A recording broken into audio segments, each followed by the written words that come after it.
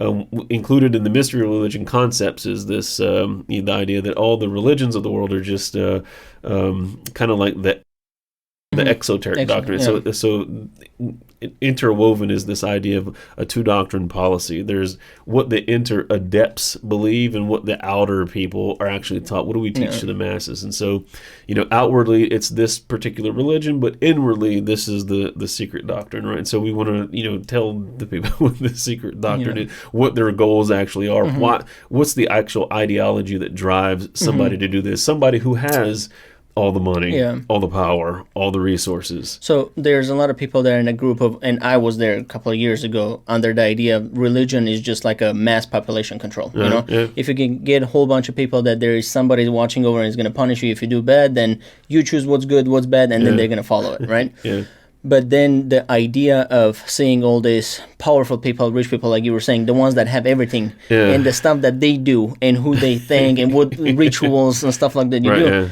And it's kind of like, wait a minute. So here I am thinking that smart people don't do any of this, and I'm smart, I'm outside of it.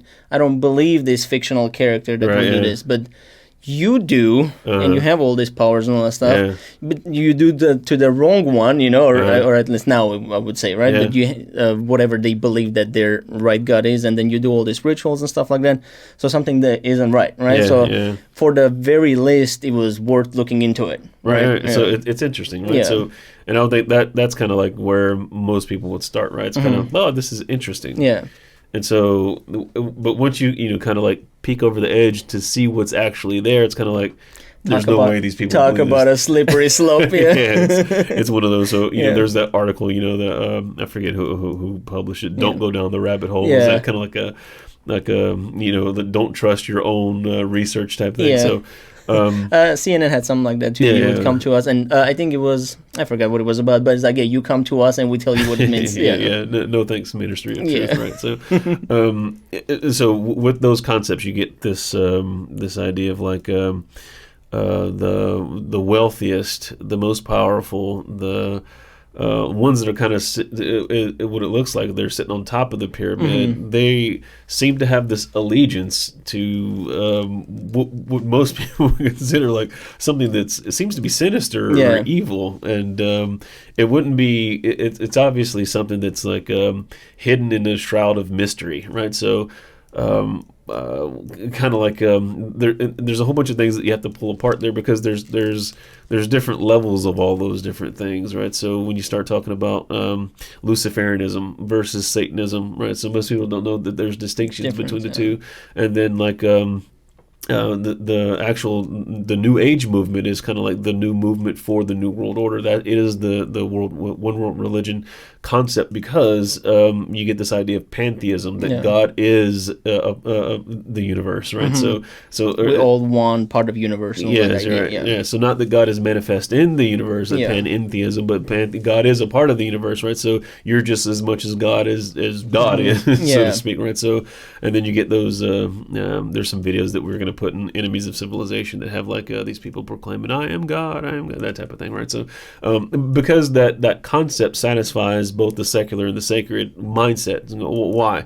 Well, it doesn't matter if you believe in this God thing at all. If this is going to benefit the environment, and we all share the same environment, so I can get along with those type of policies, because they're going to do something that's going to benefit the environment that we live in. You can worship the environment if you want to. It's irrelevant to me, but I'm willing to take care of it, and on that we have common ground. And you're still going to support their policies, and you're going to go along with it. So again, to put it biblically, your right hand would do whatever, they're going to put the idea in your head, and you're going to act like it. So Mark of the Beast stuff, right? So, and that's always an interesting category. We can go through all those different views too, but specifically the idea is on, God says, I will write my laws on your right hand and on your forehead, so as you think, you act. So, but the beast, what does the beast do? You're going to put the mark on your right hand or your forehead. I don't care if you believe any of this stuff, but you better act like you do, right? And if you don't act like you do, then now here comes the enforcement mechanism. He calls us all both small, poor, rich, and bond, male and female, to receive a mark on your right hand and forehead. You can't buy, sell, or trade unless you have the mark of the number of the beast.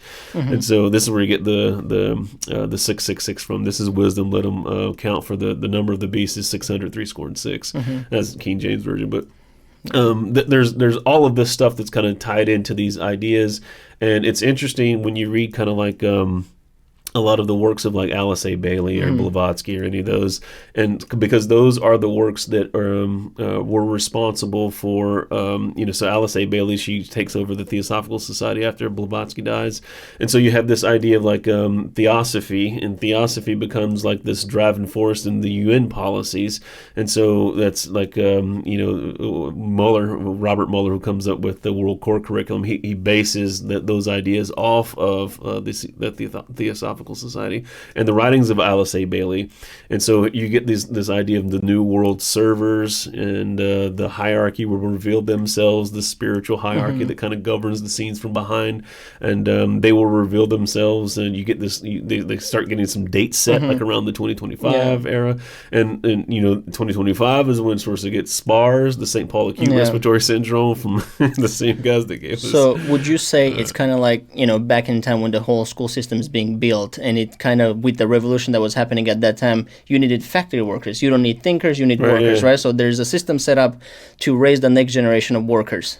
Yeah. So do you see the same thing happening for the fourth industrial revolution? Zero. No. So it's the opposite, right? So now you got to follow the concept, right? So now under the first real revolution that produced this thing that was a rival to monarchies was the Industrial Revolution, right? So as people, as the peasant class rises up and they start to get their own wealth, they want to participate in their political future. Yeah. And so they're looking at the monarchies and they're like, why do you guys have this ridiculous divine right of kings to rule? I have just as much wealth, or collectively we have just as much wealth as you. We can get our own army and fight you. Yeah. Exactly. And why wouldn't we do that, right? So, and then you get this idea of like, only those who, land ownership becomes very important, and only those people have rights. And so now you start getting this huge buildup, and this is going to be used by another entity that kind of brings about other revolutions. So a technological revolution brings forth the wealth of the middle class. The middle class then wants to participate in their political future.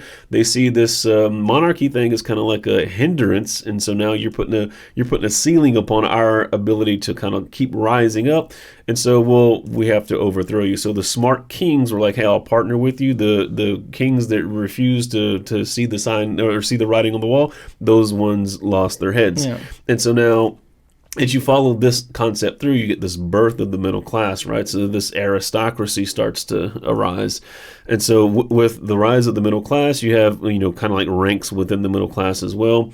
And as they want to participate in their political future, monarchies start to become the thing of the past, right? So you have this rise of revolution. So you're going to get one of the main revolutions that does this is what's known as the French Revolution. And so the French Revolution is such a important piece of this overall architecture of this New World Order thing, because it reveals so much. Because it ties in with the God, King, Father, Friend aspect of it too, right? Yeah. So you have all these things because they didn't only throw away just the kings, but there's like the religious aspect of it too, right? So that's when they'll be the gods of their own lives type of thing. Yeah. Right? So you're gonna get the first, the Declaration of Human Rights, right? So and the originators of those documents, we're gonna find out later.